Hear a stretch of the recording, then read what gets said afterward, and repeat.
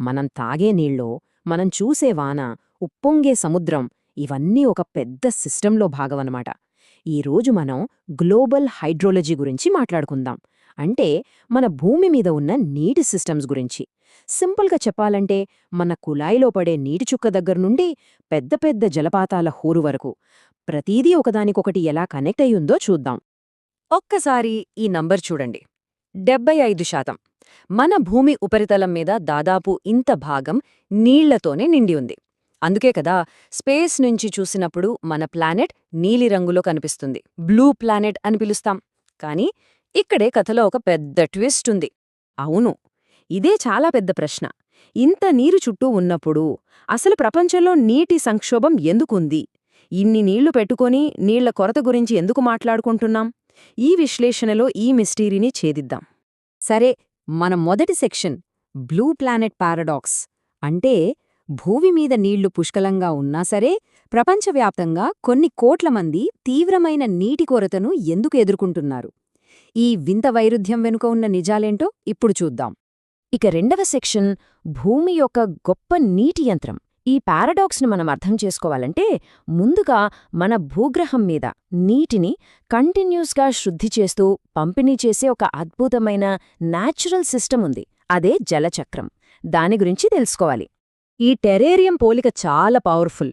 భూమిని ఒక పెద్ద గ్లాస్ బాక్స్లా, ఒక క్లోజ్డ్ సిస్టంలా ఊహించుకోండి. అంటే ఏంటంటే మన భూమి మీద ఉన్న నీటి పరిమాణం దాదాపుగా ఎప్పుడూ ఒకేలా ఉంటుంది. కొత్తగా నీరేమీ రాదు, ఉన్న నీరు ఎక్కడికి పోదు. కొన్ని వందల ఏళ్ల క్రితం డైనోసార్లు తాగిన నీరే ఇప్పుడు మనం తాగుతున్నాం అంటే నమ్ముతారా? సో ఇక్కడ అత్యంత కీలకమైన విషయమేంటంటే ఈ జలచక్రం. ఈ ప్రాసెస్ వల్లే నీరు క్లీన్ అవుతుంది, భూమి అంతటా డిస్ట్రిబ్యూట్ అవుతుంది. ఇది లేకపోతే అసలు జీవమే ఉండదు. ఈ చక్రం చాలా సింపుల్గా 3 స్టెప్స్లో పనిచేస్తుంది. ఫస్ట్, సూర్యుడి వేడికి నీరు ఆవిరై పైకెళ్తుంది. అదే బాష్పీభవనం. తరువాత అక్కడ చల్లబడి మేఘాలుగా మారుతుంది. దాన్ని ఘనీభవనం అంటారు. ఫైనల్గా ఆ మేఘాల్లోంచి వర్షం లేదా మంచు రూపంలో నీరు మళ్లీ భూమి మీదకొస్తుంది. దీన్నే అవపాతం అంటాం. ఇక మూడవ సెక్షన్ విస్తారమైన ఉప్పు సముద్రాలు. మన ప్లానెట్ మీద నీళ్లు చాలానే ఉన్నాయి సరే, కాని అందులో దాదాపు 97% ఎక్కడ ఉందో ఇప్పుడు చూద్దాం. ఈ చార్ట్ చూస్తే విషయం మొత్తం క్లియర్గా అర్థమవుతుంది. చూడండి, భూమి మీద ఉన్న మొత్తం నీళ్లలో ఏకంగా 97.3% ఉప్పు నీరే, అంటే సముద్రాలన్నమాట. మరి మనం తాగడానికి, పంటలు పండించడానికి వాడే మంచినీరు అది కేవలం 2.7% మాత్రమే. ఎంత తక్కువ కదా! సముద్రపు నీరు అంత ఉప్పగా ఎందుకుంటుందంటే అందులో సోడియం క్లోరైడ్ లాంటి చాలా లవణాలు కరిగి ఉంటాయి కాబట్టి. దీనికి కంప్లీట్ ఆపోజిట్ మంచినీరు. ఇది మనకు జీవనాధారం, కాని చాలా చాలా అరుదైనది. కాని కొన్ని చోట్ల ఈ ఉప్పు శాతం మామూలుగా ఉండదు. ఉదాహరణకు ఇజ్రాయెల్లోని డెడ్ సీ అంటే మృత సముద్రంలో ప్రతి లీటర్ నీటికి ఏకంగా 340 గ్రాముల ఉప్పు ఉంటుందట. ఇది నార్మల్ సముద్రపు నీటి కంటే దాదాపు 10 రెట్లెక్కువ. ఇంత ఎక్కువ ఉప్పు ఉండటం వల్ల ఒక అద్భుతం జరుగుతుంది. ఆ నీటిలో మునిగిపోవడం అనేది దాదాపు అసాధ్యం. అందుకే స్విమ్మర్స్ ఎలాంటి కష్టం లేకుండా నీటి మీద హాయిగా తేలుతూ పేపర్లు కూడా చదువుకోవచ్చు. మధ్యధరా సముద్రం, కరేబియన్, సౌత్ చైనా సీ ఇవన్నీ కేవలం నీటి నిల్వలు మాత్రమే కాదు. ఇవి ఒకప్పుడు నాగరికతలను కలిపిన వ్యాపార మార్గాలు. ఇప్పటికీ ప్రపంచ వాతావరణాన్ని కంట్రోల్ చేసే పవర్ఫుల్ ఇంజిన్స్. నాలుగవ సెక్షన్ మన మంచినీటి జీవనాడులు. ఇప్పుడు మన ఫోకస్ అంతా భూమి మీద జీవాన్ని నిలబెడుతున్న ఆ చిన్న అమూల్యమైన మంచినీటి వనరుల మీద పెడదాం. నదులంటేనే నాగరికతలకు లైఫ్ లైన్స్. ఆఫ్రికాలోని నైలు నది నుంచి సౌత్ అమెరికాలోని పవర్ఫుల్ అమెజాన్ వరకు, ఆసియాలోని మన పవిత్ర గంగానది వరకు ఈ నదులన్నీ కోట్ల మందికి నీళ్లు, తిండి, రవాణా సౌకర్యం అందిస్తున్నాయి. ఇక సరస్సుల విషయానికొస్తే నార్త్ అమెరికాలోని గ్రేట్ లేక్స్ లాంటివి భారీ మంచినీటి స్టోరేజ్ ట్యాంకులుగా పనిచేస్తాయి. ఇక్కడొక ఆశ్చర్యకరమైన విషయమేంటంటే కాస్పియన్ సముద్రం పేర్లో సముద్రమున్నా నిజానికి అది ప్రపంచంలోనే అతిపెద్ద ఉప్పునీటి సరస్సు. ఐదవ సెక్షన్ కదులుతున్న సముద్రం. చెరువులో నీళ్లు కదలకుండా ఉంటాయి కదా, కాని సముద్రం అలా కాదు. అది ఎప్పుడూ ప్రశాంతంగా ఉండదు, నిరంతరం కదులుతూనే ఉంటుంది. ఈ కదలిక వెనుకున్న శక్తులేంటో ఇప్పుడు చూద్దాం. సముద్రం కదలిక చాలా కాంప్లెక్స్గా ఉంటుంది, కానీ మనం దాన్ని మెయిన్గా 3 రకాలుగా విభజించవచ్చు: తరంగాలు, పోటుపాట్లు, ఇంకా ప్రవాహాలు.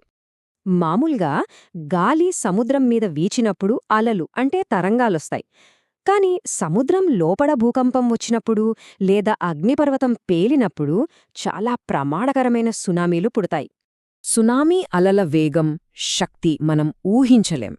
అవి గంటకు 700 కిలోమీటర్లకు పైగా స్పీడ్తో ప్రయాణించి తీర ప్రాంతాల్లో భారీ విధ్వంసాన్ని సృష్టిస్తాయి. ఇక పోటుపాట్లు. ఇవి సూర్యుడు, చంద్రుడి గ్రావిటేషనల్ పుల్ వల్ల వస్తాయి. దీనివల్ల సముద్రపు నీరు ఒక రిథంలో రోజుకు 2 సార్లు పెరిగి తగ్గుతుంది. హై టైడ్ వచ్చినప్పుడు షిప్స్ సులభంగా పోర్ట్లోకి రావడానికి, అలాగే చేపలు తీరానికి దగ్గరగా రావడానికి ఇది చాలా హెల్ప్ అవుతుంది. సముద్ర ప్రవాహాలను నీటి అడుగున ప్రవహించే పెద్ద పెద్ద నదుల్లా ఊహించుకోవచ్చు. ఇక్కడ చూడండి, గల్ఫ్ స్ట్రీమ్ లాంటి వెచ్చని ప్రవాహాలు భూమిని వెచ్చగా ఉంచుతాయి. దీనికి ఆపోజిట్గా లాబ్రడార్ లాంటి చల్లని ప్రవాహాలు ధృవాల నుండి చల్లదనాన్ని తీసుకొస్తాయి. ఈ రెండూ కలిసే చోట ప్రపంచంలోనే బెస్ట్ ఫిషింగ్ గ్రౌండ్స్ ఏర్పడతాయి. చివరిగా మన 6వ సెక్షన్, ప్రతి చుక్క విలువైందే. ఈ విశ్లేషణను మన మంచినీటి వనరులకు ఎదురవుతున్న ప్రమాదాలు, ఇంకా వాటిని కాపాడుకోవాల్సిన అవసరం ఎంత ఉందనే కీలకమైన పాయింట్తో ముగిద్దాం. నీరు మనకు ప్రాణాధారం, కానీ అది అపరిమితం కాదు. పొల్యూషన్, క్లైమేట్ చేంజ్, ఇంకా ఓవర్ యూసేజ్ ఇవన్నీ మన మంచినీటి వనరులపై చాలా ఒత్తిడి పెంచుతున్నాయి. అందుకే ప్రతి సంవత్సరం మార్చి 22న ప్రపంచ జల దినోత్సవం జరుపుకుంటారు. ప్రతి నీటిచుక్క విలువను, దాన్ని కాపాడుకోవాల్సిన మన బాధ్యతను గుర్తుచేయడానికే ఇది. సో, నీరు అనేది నిజంగా ఒక అమూల్యమైన సంపద. మరి ఇంత విలువైన ఈ వనరును కాపాడుకోవడానికి మన వంతుగా మనమేం చేయగలం? మన ఇళ్లల్లో, మన చుట్టుపక్కల చిన్న చిన్న మార్పులతో ఎలా సహాయపడగలం? ఈ ప్రశ్నతోనే ఈరోజు ఈ విశ్లేషణను మురిద్దాం. ఒక్కసారి దీని గురించి ఆలోచించండి.